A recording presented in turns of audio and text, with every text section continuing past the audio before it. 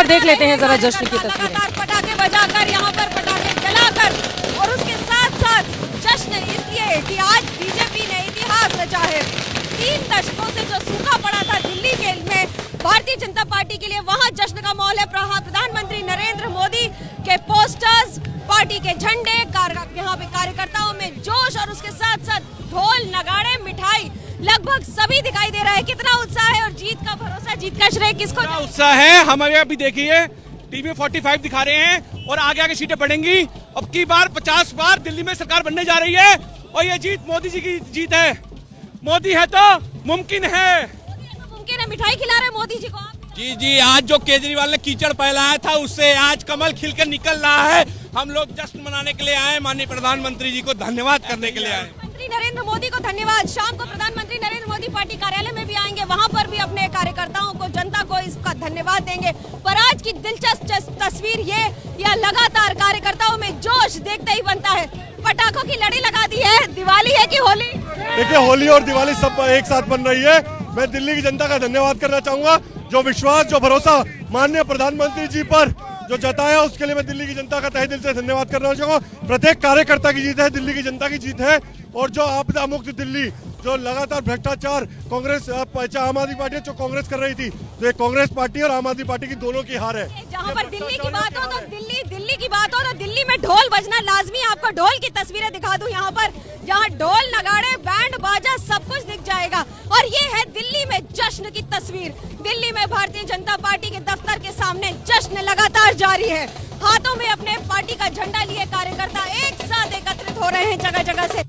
उसके साथ साथ नहीं आ रहा है, जोश बढ़ता ही चला जा रहा है। जैसे जैसे आंकड़े थोड़े थोड़े बदल रहे हैं, वैसे वैसे ये जीत का जश्न बढ़ता चला जा रहा है। तो मिठाइयाँ बांटी जा रही है, और मिठाइयाँ एक बार अब तो बंटनी शुरू हुई है।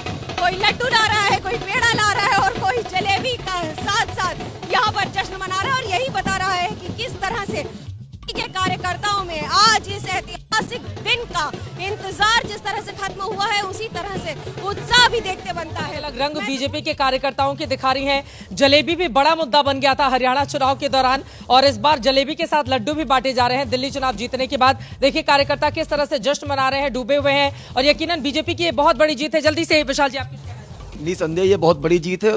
और दूसरी बात मैं ये चित्रा जी कहना चाह रहा हूँ कि मैं सुन रहा हूँ कि बार बार ये कहते हैं कि अरे वो कांग्रेस का वोट अगर जोड़ दिया जाए तो, अरे भाई मुझे ये नहीं समझ में आता कि इसका मतलब आप एक्सेप्ट कर रहे हो, you are not fighting the election, you are just fighting to oppose BJP.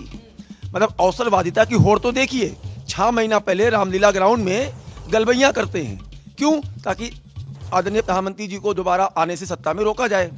अब आज यहाँ पे कांग्रेस चुनाव लड़ रही है, तो ये कहते हैं कि अगर कांग्रेस और आम आदमी पार्टी के वोट को जोड़ दिया जाए, अरे भाई वो भी तो पार्टी है ना, वो चुनाव नहीं लड़ेगी। अरे मैंने तो कई बीजेपी के नेताओं को भी सुना था कि कांग्रेस लड़ क्यों नहीं रही है। अच्छा, तो जब इस तरह के बयान आए हैं, ये तो पूछा जाएगा ना कांग्रेस पार्टी अच्छा लड़े, बीजेपी क्यों चाहती? नहीं, मैं ये कहता हूँ कि या तो फिर आप गठबंधन करिए मत, और जब कर रहे हैं तो ये खुलकर कहिए कि हम गठबंधन इसलिए कर रहे हैं कि ताकि प्रधानमंत्री श्री नरेंद्र मोदी जी को रोका जाए। जब वो गठबंधन करते हैं आप लोग तब भी आलोचना करते हैं, अब गठबंधन नहीं किया तो भी आप नहीं। तो ये चित्रा जी यही तो है मिक्सचर ऑफ अपोजिट, अवसरवादिताओं का मिश्रण है ये।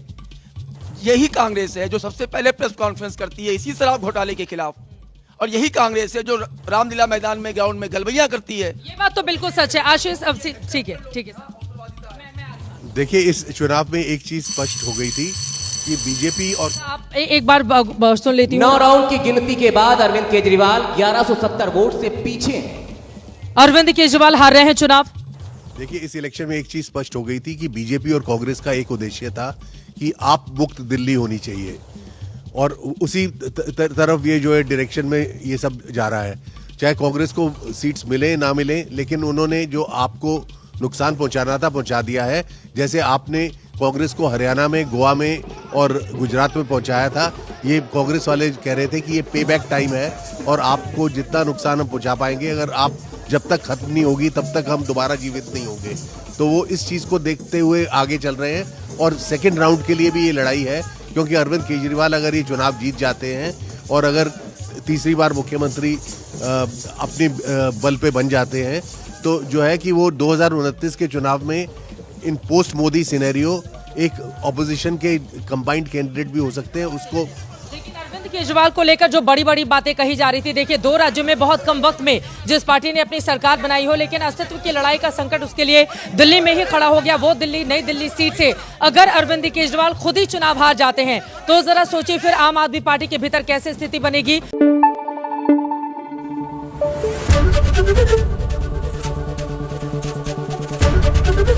एबीपी न्यूज आपको रखे आगे।